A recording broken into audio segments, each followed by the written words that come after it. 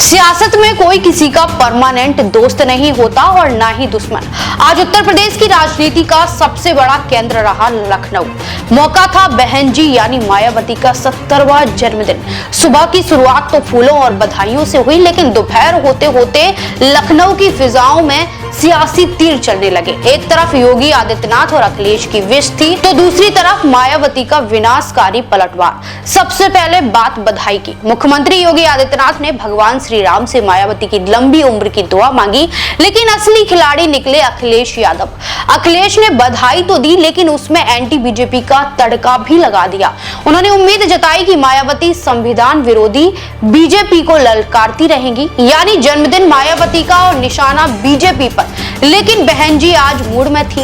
उन्होंने press conference बुलाई और एक साथ सपा, बीजेपी और कांग्रेस को आड़े हाथों लिया। मायावती ने कार्यकर्ताओं में जोश भरते हुए साफ कहा, साजिशें रची जा रही हैं ताकि बीएसपी को कमजोर किया जा सके, लेकिन हम फिर से सत्ता में लौटेंगे। मायावती ने अखिलेश के पीडीए पर भी बड़ा हमला बोला। पहले जरा ये वीडियो देखिए। मैं मीडिया के माध्यम से पार्टी के लोगों को सावधानी के तौर पर यह बताना जरूरी समझती हूँ कि देश में पार्टी की मूवमेंट को आगे बढ़ने से रोकने व कमजोर करने के लिए पिछले कुछ वर्षों से यहाँ कांग्रेस, बीजेपी व अन्य जातिवादी पार्टियां आए दिन किस्म किस्म के साम, दाम, दंड भेद आदि अनेकों हथकंडे इस्तेमाल करती रहती हैं, जिनका सही व समय से मुंह तोड़ जवाब देकर वे हर प्रकार की सावधानी बरतते हुए ही अपनी पार्टी के लोगों को पूरे देश में बीएसपी को हर स्तर पर मजबूत बनाना है। और खासकर आबादी के हिसाब से देश के सबसे बड़े प्रदेश यूपी में फिर से यहाँ अपनी पार्टी बीएसपी को सत्ता में लाना भी बहुत जरूरी है।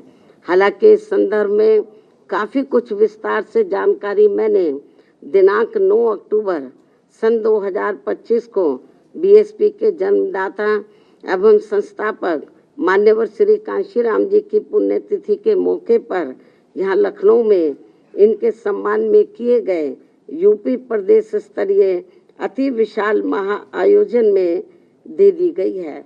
उन्हें मैं पुनः दोहराना नहीं चाहती हूँ, लेकिन यहाँ यूपी की आम जनता को सजग व सचेत करने के उद्देश्य से ये कहना जरूरी समझती हूँ कि पिछले महीने सन 2025 में उत्तर प्रदेश विधानसभा के हुए शीतकालीन सत्र के दौरान राजधानी लखनऊ में अकेले बीजेपी के ही नहीं बल्कि सपा व कांग्रेस के भी ब्राह्मण समाज के सभी विधायकों तथा सरकार के मंत्री आदि ने भी एक जगह इकट्ठा होकर अपने ब्राह्मण समाज की वर्तमान बीजेपी की सरकार में भी हर स्तर पर हो रही उपेक्षा तथा इन पर आए दिन हो रही जुर्म जाति आदि को भी लेकर काफ़ी चिंता व्यक्त की गई है, और ये स्वाभाविक भी है।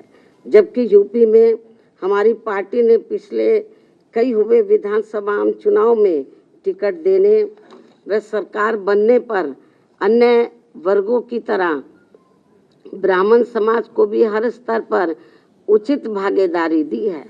साथ ही इनके ऊपर किसी भी प्रकार से कोई भी अन्याय, अत्याचार आदि नहीं होने दिया है, जिसे ध्यान में रखकर अब यहाँ ब्राह्मण समाज को भी कांग्रेस, बीजेपी व सपा आदि इन पार्टियों के किसी भी बहकावे में नहीं आना चाहिए। वैसे भी अब ब्राह्मण समाज को किसी का भी चोखा बाटी आदि नहीं चाहिए, और न ही वे किसी की धमकी से भी डरने वाले हैं, बल्कि उन्हें हर स्तर पर पूरा मान सम्मान व उचित प्रतिनिधित्व तथा रोटी रोजी के भी साधन चाहिए। साथ ही इनके ऊपर कोई भी जुर्म जाति आदि नहीं होनी चाहिए, जो ये सब इनकी चाहत अभी तक बीएसपी की सरकार में ही पूरी हुई है। और इस बार बीएसपी की सरकार बनने पर फिर से इनकी ये सब चाहत जरूर पूरी की जाएगी। इनके साथ साथ क्षत्रिय व वैश्य समाज आदि के भी हित व कल्याण का तथा इनकी सुरक्षा आदि का भी हर मामले में पूरा ध्यान रखा गया है और आगे भी रखा जाएगा। वैसे भी हमारी पार्टी की रही सरकार ने हमेशा यहाँ सर्व समाज के हित व कल्याण का हर मामले में वे हर स्तर पर पूरा ध्यान रखा है।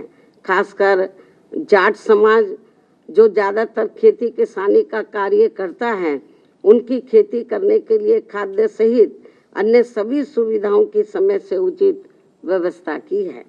साथ ही गन्ना किसानों को तो काफ़ी बढ़ाकर दाम दिया है। इनकी अन्य फसलों का भी उन्हें उचित दाम दिया है। उन्होंने याद दिलाया 2 जून 1995 का गेस्ट हाउस कांड।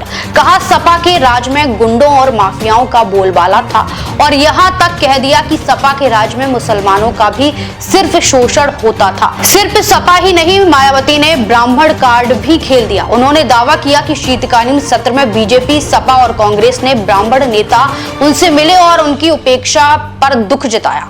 मायावती ने सीधे संदेश दिया, सम्मान चाहिए तो बसपा के साथ आइए। आज लखनऊ की सड़कों पर नीला समंदर उमड़ा हुआ है। बीएसपी कार्यकर्ता इसे जन कल्याणकारी दिवस के रूप में मना रहे हैं। 70 साल की मायावती ने आज फिर साफ कर दिया कि वो ना झुकेंगी, ना थकेंगी और ना ही किसी के गठबंधन के जाल में फंसेंगी।